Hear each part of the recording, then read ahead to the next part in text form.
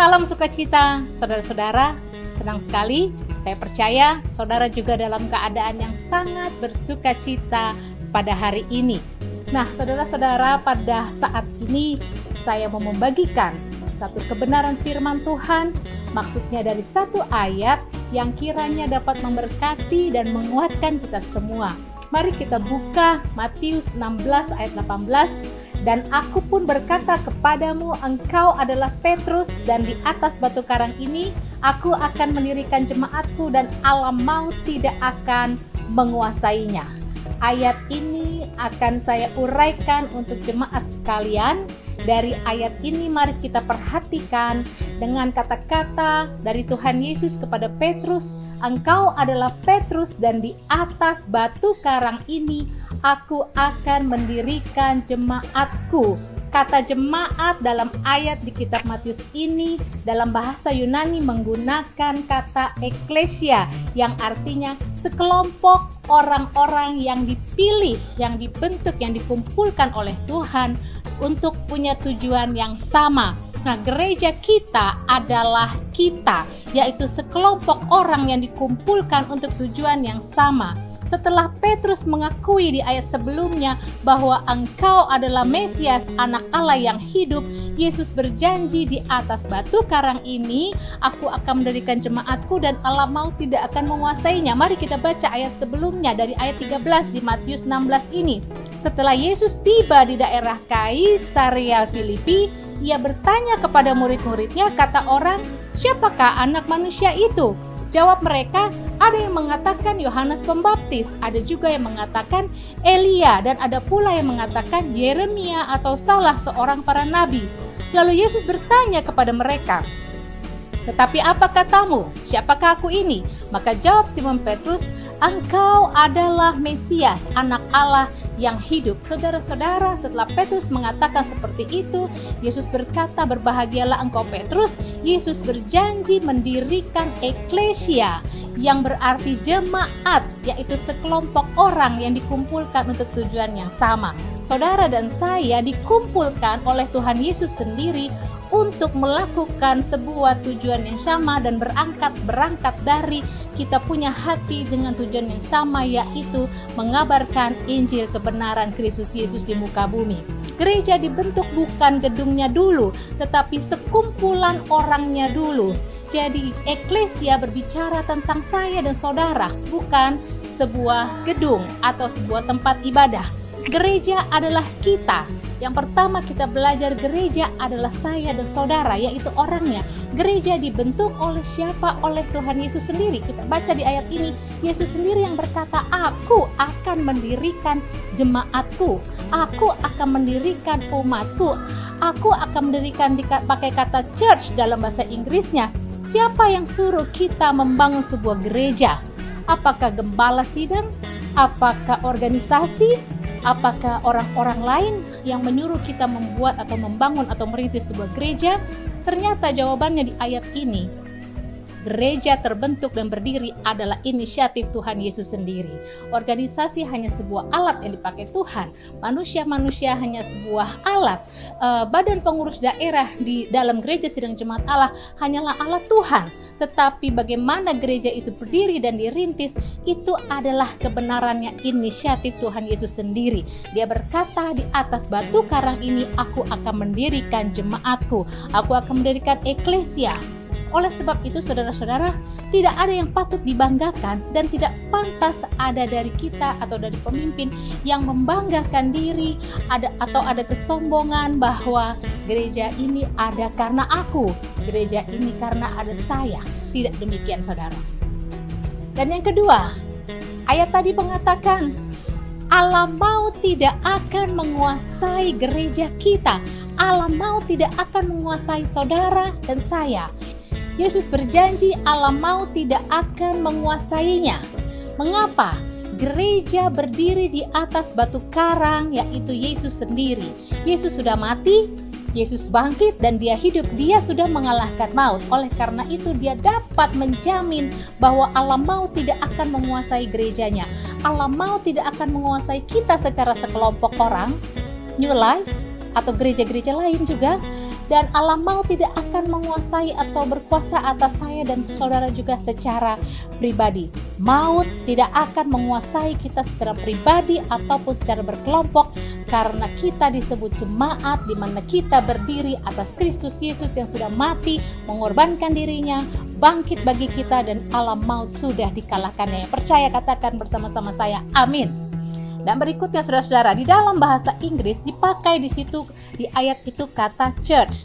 Orang Indonesia kalau dengar kata church mungkin langsung terbentuk di dalam benaknya adalah sebuah bangunan, sebuah gedung, sebuah tempat ibadah. Mari melatih lewat kebenaran firman Tuhan ini, mari melatih pola pikir kita bahwa church, eklesia, disebut jemaat, itu bukan gedung, tapi itu sekelompok orang, yaitu saya dan saudara. Dan alam maut tidak akan menguasai saya dan saudara. Yesus mendirikan, namun dia tidak meninggalkan. Itulah Yesus Tuhan yang kita sembah. Dia mendirikan keluarga, dia membentuk keluarga, dan dia tidak pernah meninggalkan keluarga atau rumah tangga. Dan dia pula yang membentuk gereja di muka bumi, dan dia tidak pernah meninggalkan kita, gereja Tuhan. Bahkan ia memberi kuasa kepada kita untuk melakukan tugas mulia sebagai gerejanya. Kalau kita baca di ayat 19, dalam Matius 16 ayat 19, kepadamu akan kuberikan kunci kerajaan sorga.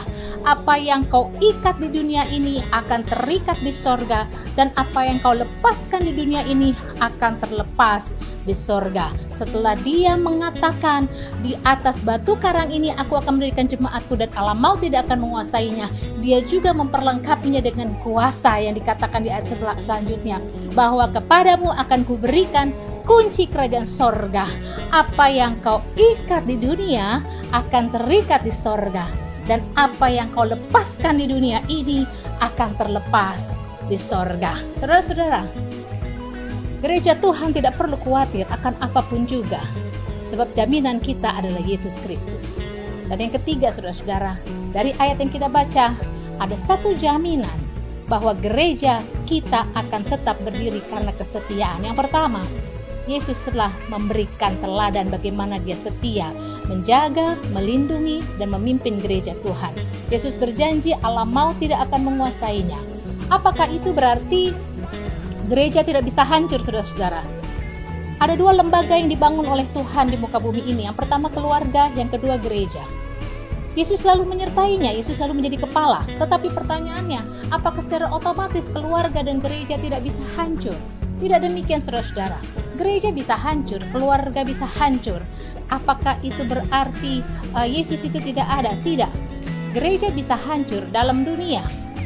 Ada satu keharusan yang Tuhan tuntut dari kita, yaitu kesetiaan. Gereja tetap berdiri karena kesetiaan Tuhan, dan gereja tetap ada karena kesetiaan kita. Sebagaimana keluarga bisa hancur karena ada orang atau pasangan yang tidak setia, maka gereja pun bisa hancur karena kalau orang-orang di dalamnya yang sudah dipilih Tuhan tidak setia. Bagaimana gereja bisa tetap berdiri dan alam maut tidak akan menguasainya? Keluarga tetap utuh ketika sepasang suami istri setia di dalam Tuhan, setia satu sama lain. Demikian juga gereja pun tetap ada karena sekelompok orang-orang yang setia. Nah, saudara-saudara, keluarga dapat tetap berdiri karena kesetiaan. Banyak keluarga campuran dibangun oleh orang-orang yang belum satu iman, berbeda agama misalnya, tetapi karena kesetiaan akan memungkinkan mereka bertahan sampai hari tua. Banyak keluarga Kristen sebaliknya, karena ketidaksetiaan keluarga bisa hancur. Dari perkataan di atas batu karang ini, aku akan mendirikan jemaatku, artinya mereka yang tetap berdiri di atas batu karang itu, tidak meninggalkan batu karang itu, yang tetap tinggal setia, itulah yang menjadikan alam maut tidak akan menguasainya. Jika Tuhan yang mendirikan, kita harus tetap berdiri di atas batu karang itu. Itulah yang menjadi kunci, kesetiaan kita menjadi kunci bahwa alam maut tidak akan menguasainya. Gereja maju, gereja bertumbuh karena orang-orang yang di dalamnya. Gereja bagaimana dia bertahan, Tuhan punya cara yang unik sendiri. Ada gereja yang tetap bertahan, ada gereja yang maju dengan cara pujian penyembahannya, ada gereja yang maju dengan strategi komselnya, ada gereja yang maju dengan lewat pelayanan anak-anak mudanya, ada gereja yang maju dengan cara pelayanan sosialnya, Tuhan punya cara yang unik karena Tuhan Yesus sendiri yang mendirikannya. Jadi kita tidak perlu menjadi gereja seperti gereja orang lain. Kita tidak perlu menjadi gereja yang meniru gereja lain. Kita memang perlu belajar, tapi kita harus tahu bahwa yang menjadi kunci utama gereja itu tetap berdiri, Allah mau tidak menguasainya, adalah kesetiaan kita kepada Tuhan. Gereja perlu dana, betul saudara? Gereja perlu dana. Dananya dana siapa? Uang siapa? Uang orang-orang yang tentunya tadi Tuhan bilang, di atas batu karang ini aku akan berikan jemaatku. Artinya dari eklesia itu sendiri, dari kelompok itu sendiri yang sudah dipilih Tuhan.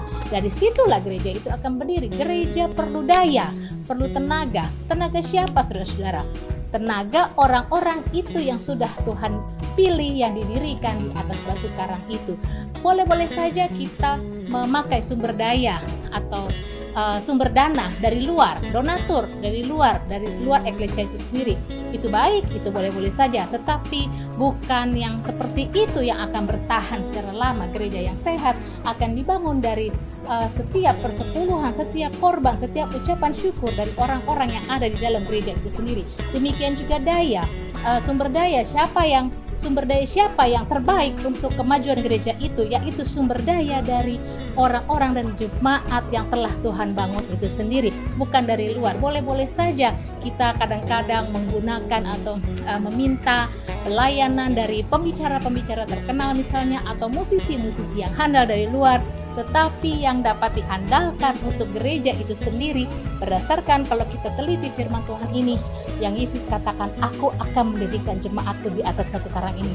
Artinya dari jemaat atau eklesia itu sendiri.